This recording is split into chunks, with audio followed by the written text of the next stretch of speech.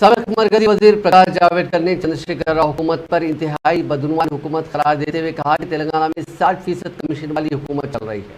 نظام آباد ضلع کے آلمور اسمبلی حلقے میں بی جے پی کے ایک اجلاس سے خطاب کرتے ہوئے سابق مرکزی وزیر نے کہا کہ تلنگانہ میں کسی بھی کام کے لیے پیسے دینے پڑتے ہیں، ہر کام کے لیے الگ الگ فیصد کمیشن ہوتا ہے۔ انہوں نے کہا کہ نریندر مودی حکومت 140 کروڑ عوام کے لیے کام کر رہی ہے اور تلنگانہ میں چندرشیکھر راؤ حکومت صرف اپنے ارکان خاندان کو فائدہ پہنچانے کے لیے کام کر رہی ہے۔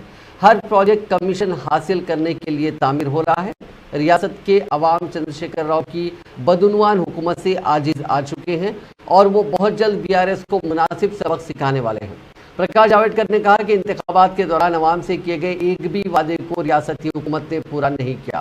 ڈبل بیڈ روم کے مکانات کی تقسیم ہو یا دلتوں کو 3 ایکڑ اراضی کی تقسیم، اس کے علاوہ نوجوانوں کو ہر ماہ 3000 روپے بے روزگاری بھتہ دینے کا وعدہ بھی پورا نہیں کیا۔ مرکزی وزیر نے کہا کہ کسانوں کے 1 لاکھ روپے کے قرض ابھی تک معاف نہیں ہوئے۔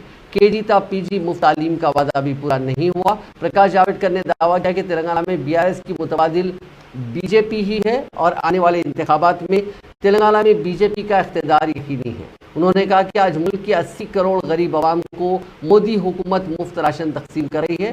11 کروڑ کسانوں کو کاشت کے لیے 26,000 کروڑ روپے کی رقم دی گئی ہے۔ 40 کروڑ افراد کو مدرا لون منظور کیا گیا ہے۔